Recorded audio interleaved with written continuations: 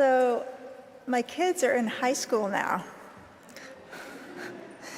It's hard for me to believe, and I know that some of you were probably here when I was serving All Souls 14 years ago and they were born.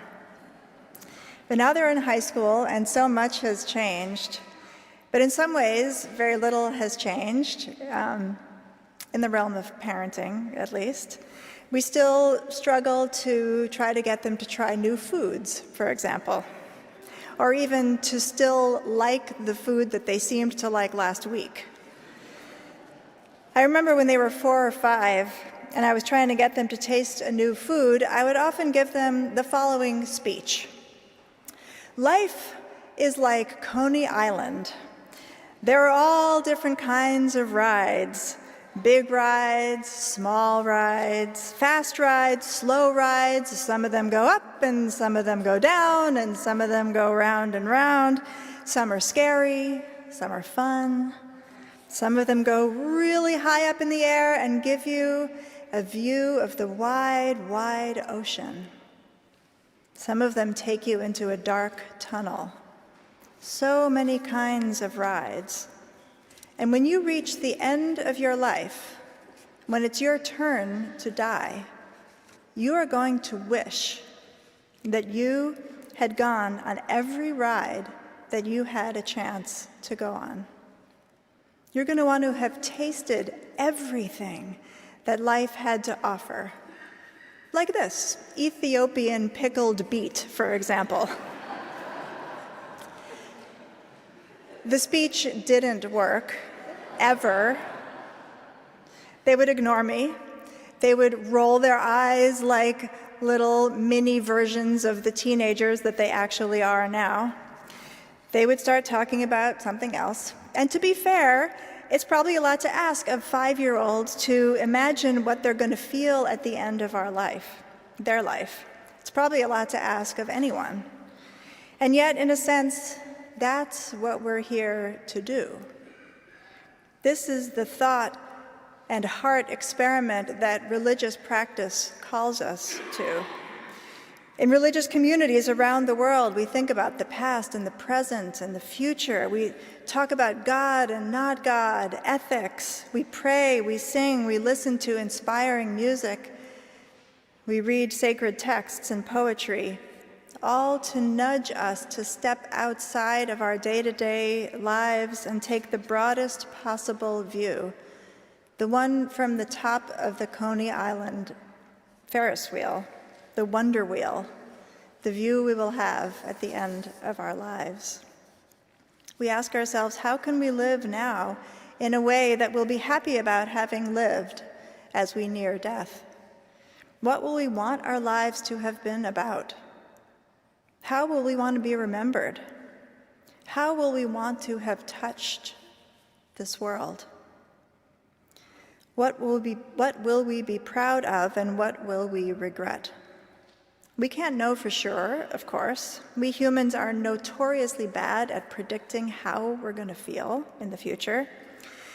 But it's a kind of truism among clergy who compare notes about these things. I think Galen has talked about this, that the deep regrets that we talk about at the end of our lives are rarely the mistakes we made. They are usually the opportunities we missed, the risks we didn't take, the times when we played safe and lived small, the times when we could have swung at a pitch, but we let it go by. Those are the regrets. I don't want to have those regrets. I don't want you to have those regrets. So I'll try on us the speech that didn't work for my 5-year-olds. Life is like Coney Island. There are all different kinds of rides, and when you reach the end of your life, you are going to wish that you had gone on every ride that you could. Now let me tell you what I'm not talking about here. I'm not talking about actual rides. I'm not talking about the kind of adult play that's expensive and has a big carbon footprint, sucks up natural resources, and requires a battalion of minimum wage workers to make it happen. I'm not talking about spending the weekend at Mar-a-Lago if you have a chance. I'm not talking about hiring a crew of Sherpas to haul you up Mount Everest.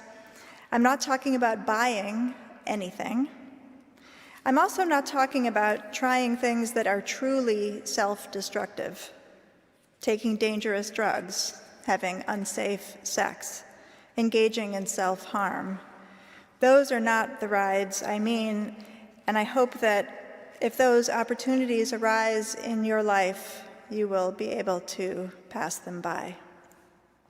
The rides I'm thinking of are the rides that connect us deeply and vividly to the sacred earth and life of which we are a part. They are the rides of the body.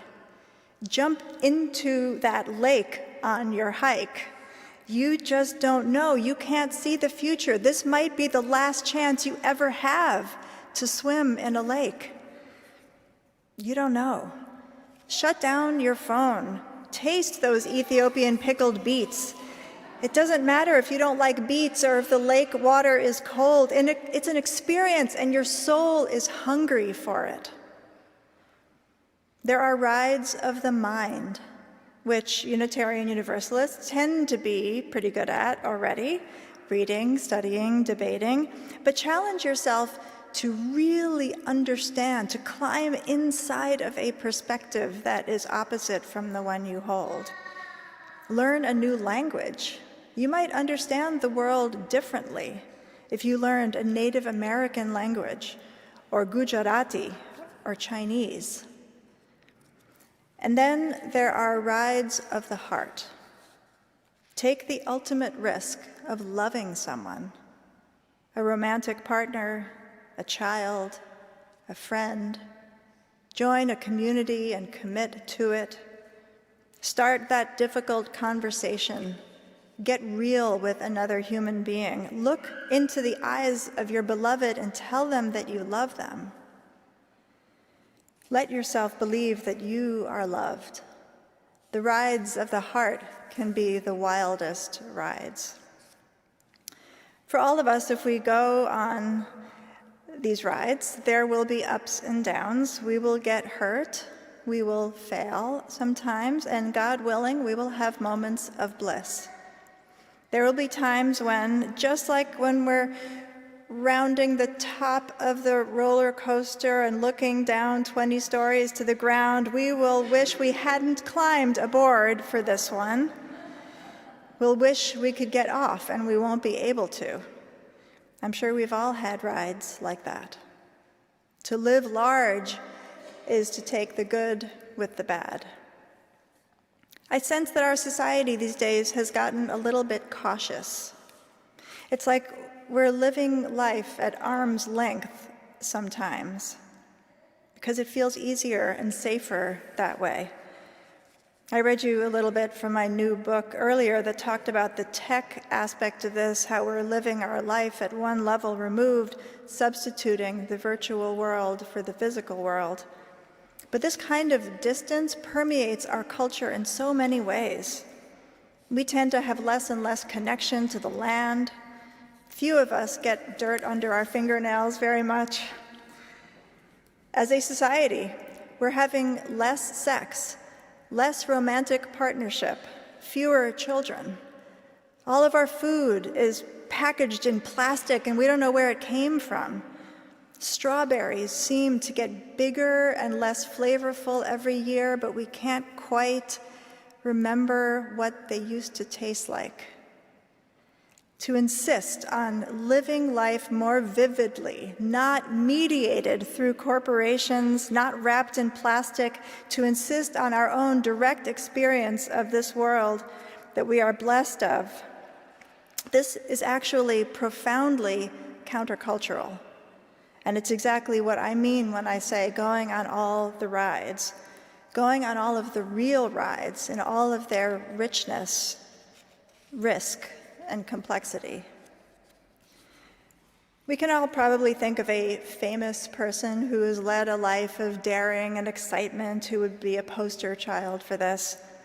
But in thinking about this message, I wanted to think of somebody who was not especially famous, who could be a real-life example of what I'm talking about. I thought of my husband, Jeff. A few of you might know him. Jeff grew up in a very ordinary middle-class home in Massachusetts. He was a singer in various bands in high school. They smoked a lot of pot and did all of the ordinary stuff that kids did in the 60s.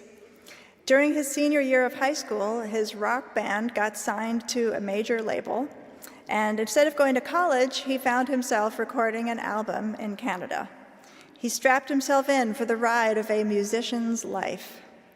The band soon fizzled out, but he spent his 20s as a working musician playing small gigs in bars and clubs and singing jingles for commercials. As he got older, he decided that it was time to get serious about life and get a real job. So he became an actor.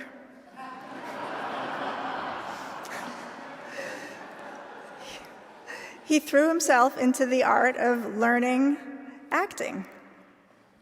So pretty soon he was getting gigs as an actor in New York City. He was in Forbidden Broadway for years. Those years were another wild ride. During that time, he married his first wife. Actually, they got married here at All Souls, strangely enough, years before I ever met him. They had a child. Parenthood, another new ride. They moved to Chicago. Jeff reinvented himself yet again and became a corporate trainer and coach. His marriage eventually ended, and a few years later, he got married again to me. And then, when Jeff was 57 years old, he became a father again to twins. Today, in addition to parenting and continuing his professional work, Jeff spends much of his available time as a leader in climate activism here in the city. Yet another learning curve and another ride and another stage of his life's work. I tell you all of this not just to brag about my husband, although that is certainly fun, but to say that your life does not need to look glamorous from the outside in order to be extraordinary from the inside. Only you can know if you are living life with full vitality and swinging at the good pitches that life sends you. You can feel it in yourself. One good sign might be that your life scares you just a little bit. To live this way is to take the ride that I call the ride of the Spirit. This is the kind of ride where nothing picks us up and buckles us in and carries us along and powers our engine except hope and faith. Faith in our higher power and our deepest, deepest self. Like any ride, a ride of the Spirit has the roller coaster of ups and downs, but a ride of the Spirit is a life of meaning. Life is like Coney Island. There are lots and lots of rides of the body and mind and heart and spirit, and the fact is that we can't go on all of them. There are too many, and our time in this life is too short. Some rides are thrust upon us, and we have no option to get off. Poverty and illness. Others we can't get a ticket for, even if we desperately want to. But for all the other rides, the ones that we can choose, I want to suggest that we all make ourselves a promise that when we turn one down, let it be for a damn good reason. Let it be because it's immoral or would hurt someone or would be truly dangerous. But don't let it be because we might not like it. Don't let it be because we'll do it online instead. Don't let it be because we're scared. Don't let it be because we're clinging to the past. Don't let it be because we don't want our ideas challenged. For God's sake, don't let it be because we might get our hearts broken. And don't let it be because we think that the little bit of good that we can do on our ride won't make a difference, because it will. At the end of our life, when it's our turn to die, we're going to look back on our lives and wish that we had gone on every ride that we could. The author Hunter S. Thompson put it perfectly: life should not be a journey to the grave with the intention of arriving safely in a pretty and well-preserved body, but rather to skid in broadside in a cloud of smoke, thoroughly used up, totally worn out, and loudly proclaiming, "Wow, what a ride."